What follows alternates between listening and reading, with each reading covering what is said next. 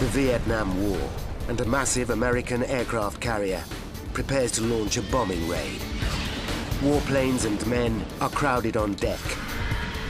Then, a fire rips through a jet fighter. Seconds later, the stern of the ship is rocked by a series of huge blasts. Everyone was terrified. The sights were horrible. As fires rage, the crew begin a desperate fight to save the vessel. 17 hours later, 134 men are dead. But what caused this horrific loss of life? Now, a top Navy investigator reopens the report into one of the most famous disasters in US military history. Using computer simulations, we reveal what really happened aboard the USS Forrestal.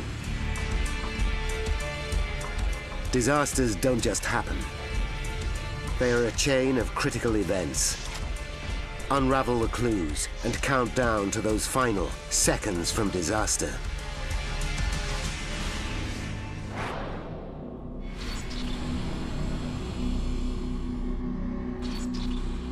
Southeast Asia. July 1967. America is bogged down in a messy ground war in North Vietnam. President Lyndon Johnson wants to finish the job. In an all-out bid for victory, he has upped the number of bombing raids. Vital to the new strategy are the US Navy's aircraft carriers. These massive war machines can launch air assaults from hundreds of kilometers offshore. Sailing to her first tour of duty in Vietnam is the biggest of them all, the USS Forrestal. July 29th, 8 a.m. The ship has reached the Gulf of Tonkin, 160 kilometers off the coast of North Vietnam. 9 a.m. A bombing mission is scheduled for mid-morning. The pilots slated for the mission head to their briefings. One of them is Junior Lieutenant Dave Dollarhide. I joined the Navy to become an aviator and grew up actually in the Navy, matured in the Navy.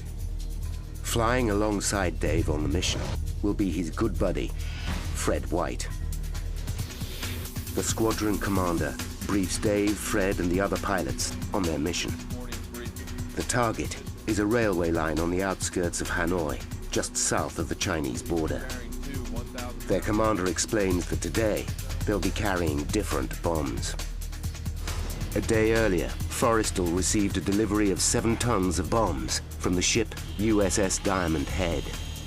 The explosives are old and in poor condition, some of it dating back to World War II. 10:32 a.m. As Dave completes his pre-flight checks, he takes a look at the bombs being loaded on board his fighter. One catches his eye. The bomb was large, not designed for high-speed carriage. It had rust all over it from being in storage for a long time. Dave and Fred climb into their cockpits and make final adjustments. The planes are Skyhawk A4E bombers. They're fast, nimble jets, able to carry 2.7 tons of explosives. 6 Skyhawks crowd the port aft deck at the back of the carrier. Over on the starboard side stand 7 McDonnell Douglas F-4 Phantom jets. Flying Phantom number 110 will be senior pilot Jim Bangert. Among its weapons are 24 Zuni rockets, housed in pods on either side of the fuselage. Forrestal's steam-driven catapults hurl the first 2 planes into the air. 10:51 and 21 seconds. Dave Dollarhide and Fred White prepare to take their turns on the catapult. Suddenly, there's a flash and a loud bang.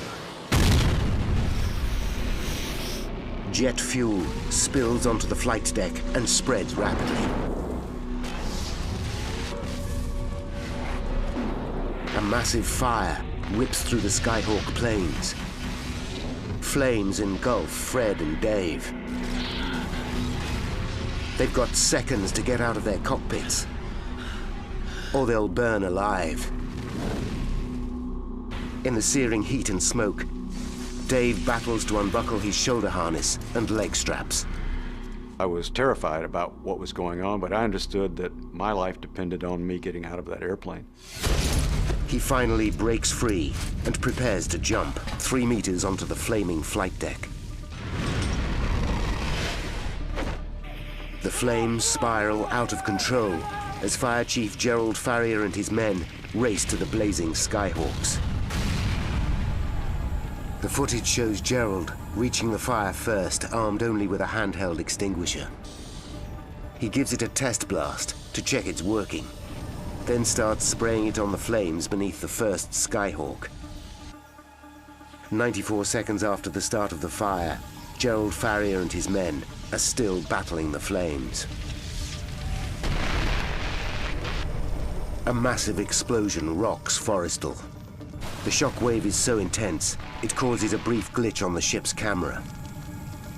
The blast instantly kills Gerald and most of his firefighting team. Then, 9 seconds later, another huge explosion. This second blast is even more powerful and rattles the supercarrier to its core. The impact punches a 3-meter wide hole in the armor-plated deck. Burning jet fuel pours through the breach into the heart of the ship. Below deck, men burn alive. In the mayhem, crew members battle to get the situation under control. Dave Dollarhide still lies on the flight deck. But time is running out. Adrenaline surges through his body, and despite suffering a broken hip and elbow, he forces himself to his feet. Dave makes it a few meters from the wreckage, when a third explosion blows him off his feet.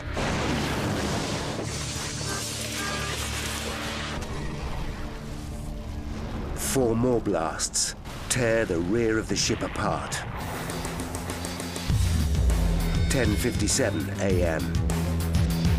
It's less than 6 minutes since the fire started, but the ship itself is now in serious danger of sinking. 10:58 and 20 seconds.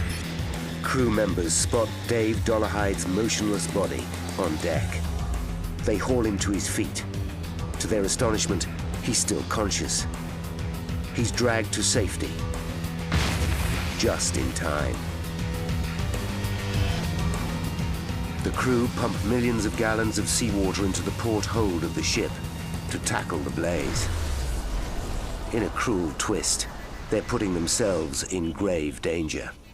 USS Forrestal and 5,400 men are close to sinking. The shell-shocked crew now face another emergency. Forrestal's 73,000 tons is on the verge of toppling over portside. If she falls, 5,400 crew will go down with her. Frenzied crewmen rush to the fuel tanks to pump oil from one side of the ship to the other. They must get weight to starboard, or the ship will be lost. Captain Beeling orders the crew to get rid of anything that might detonate. They jettison multi-million-dollar planes and tons of bombs into the ocean. 11:40 a.m., 48 minutes after the first explosion. Finally, the crew put out the fires on the flight deck.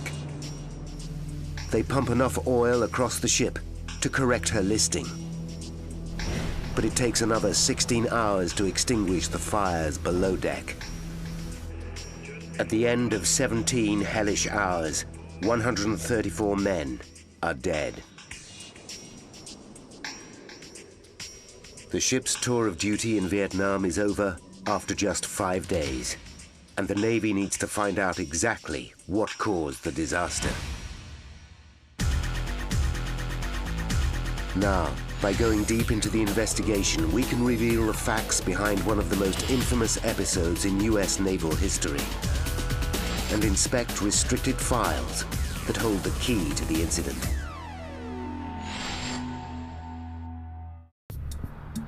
This man has a professional interest in Forrestal. Commander Bob Stanley is a leading US Navy investigator. He is well placed to judge the historical impact of this disaster. Forrestal fire was a watershed event, if you will, in the terms of the amount of damage done for an accident in naval aviation history. Stanley uses his credentials to gain access to the USS Forrestal's official investigation document. The man who carried out the Forrestal investigation was Rear Admiral Forsyth Massey. Massey is now dead, but back in 1967, the respected officer put his reputation on the line by vowing to get to the bottom of the Forrestal disaster. The report reveals that Massey's first step is to interview hundreds of eyewitnesses. Many believe they'd come under enemy fire. Well, sir, the second explosion was more violent than the first. What to expect. But on reviewing the ship's logbook from July 29th, Massey discovers that the radar detected nothing. With hostile fire ruled out, Massey starts to look for answers closer to home. His most important piece of evidence is footage shot by the onboard camera. The Pilot Landing Aid Television System, or PLAT, is no ordinary camera. A radar link displays the aircraft's speed on a dial at the top of the picture. Just before the fire started, the cameraman recorded 2 planes taking off. The footage is a huge bonus. But there's one big drawback. The cameraman faces the wrong way when the fire starts. By the time he pans left, the fire is already ablaze.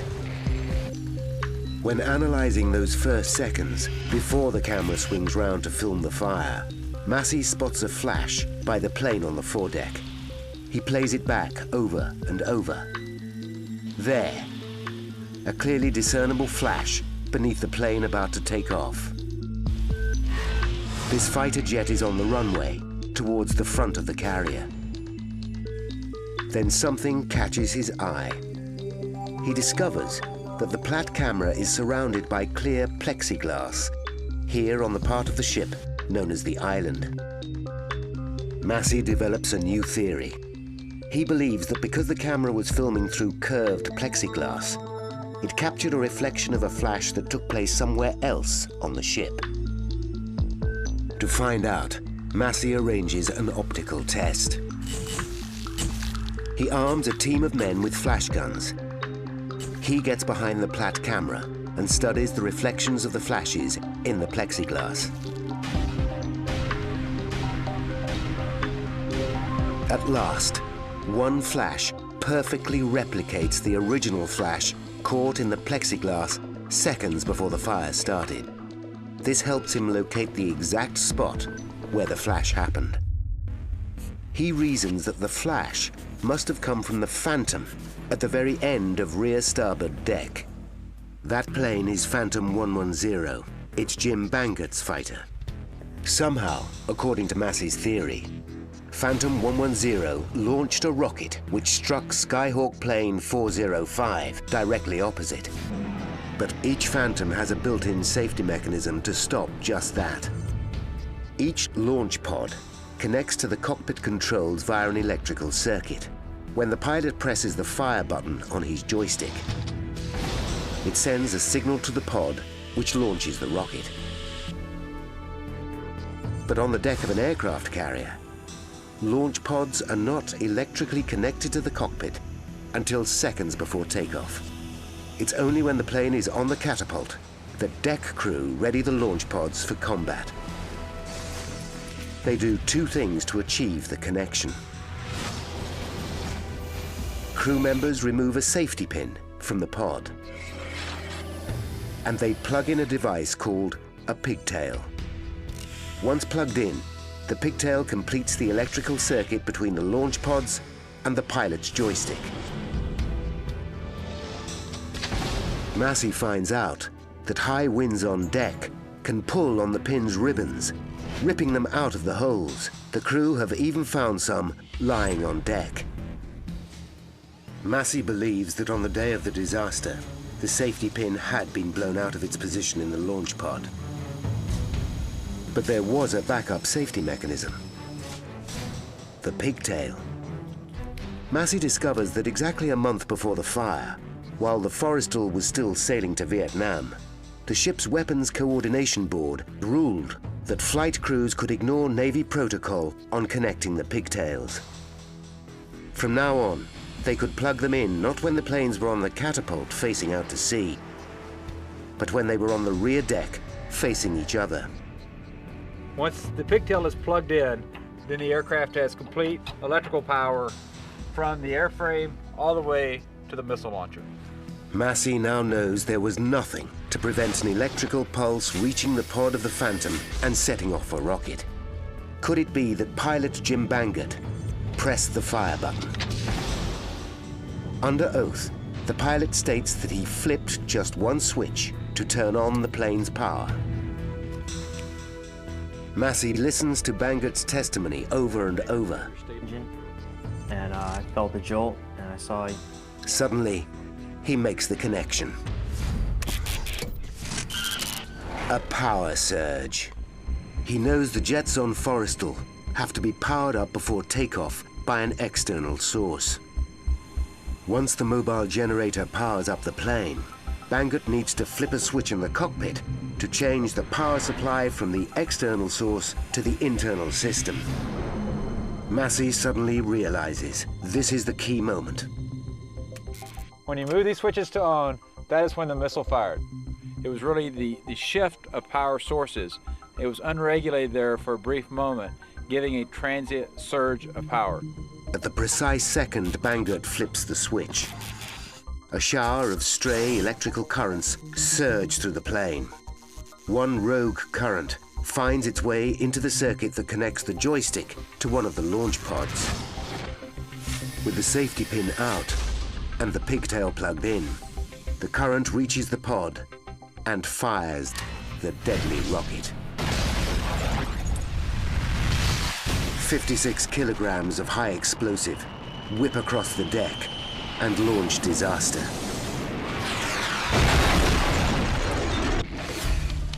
Rear Admiral Massey now knows what caused the fire. But what caused the series of deadly blasts that killed so many crew? Reviewing the footage of the disaster, Massey is intrigued by the actions of Chief Fire Officer Gerald Farrier. On the film, he runs over wearing no protective clothing and armed with just a fire extinguisher. What does Gerald think he can achieve? Gerald would have known that every bomb has what's called a cook-off time, the time it takes for a bomb to explode when exposed to extreme heat. The bombs usually on board a Skyhawk have a cook-off time of 2.5 minutes before they detonate, giving a man with an extinguisher time to start cooling them down. But now, for the first time, Gerald Farrier must have realized he was dealing with something entirely different. The bombs burning on deck were the aging, rusty devices delivered to Forrestal just the day before. He had no idea when these bombs would go off. The cook-off time of the older bomb is over a minute less than that of the modern munition. By the time Gerald Farrier gets to the bombs, one is already split open and burning white-hot. He screams at his men to run for their lives. He must have realized that they would blow up in seconds.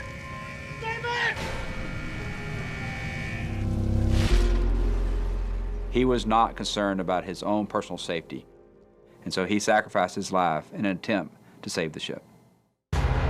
In all, 7 of the older bombs on board Forrestal detonate. Had the Skyhawks been armed with their usual weapons, Gerald would have had an extra minute to prevent detonation.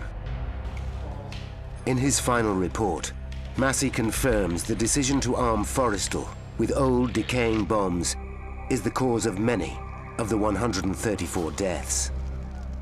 The old bombs were on board because in 1967, the US military was running out of explosives.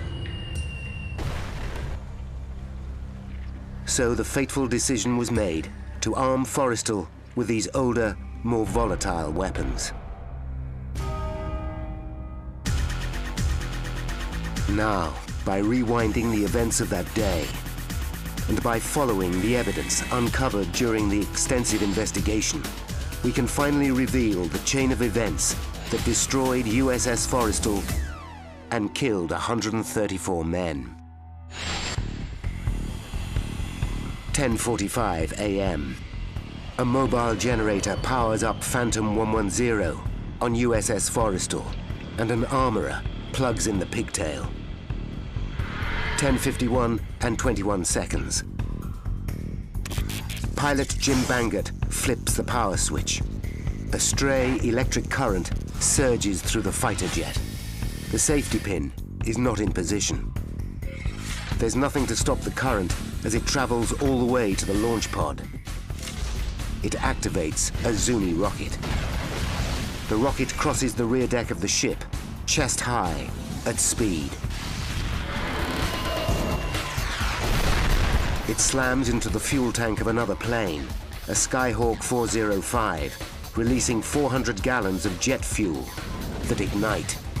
The impact of the rocket knocks two old rusty bombs from the jet's launch pods. Each contains 453 kilograms of explosives. The first will detonate in 94 seconds. 60 seconds to cook off. Gerald Farrier desperately tries to cool the bombs. 10 seconds to cook off. Farrier must have realized his efforts are doomed. The first bomb reaches cook-off point. It explodes and kills 27 men instantly. In the next 4 minutes, 6 more bombs detonate, releasing 40,000 gallons of jet fuel, which catch fire. The burning fuel pours through fractures in the deck into berthing areas below, killing 91 men. Of the 134 dead, 18 bodies are never recovered. As a direct result of the Forrestal catastrophe, the US Navy take decisive action to ensure a disaster like this can never happen again. Safety procedures are completely overhauled on all carriers. Old bombs are replaced with newer, insulated devices, and fire training made mandatory for crewmen. A new fire training center is set up in Virginia, USA. It's named after the man who gave his life trying to save USS Forrestal, Gerald Farrier.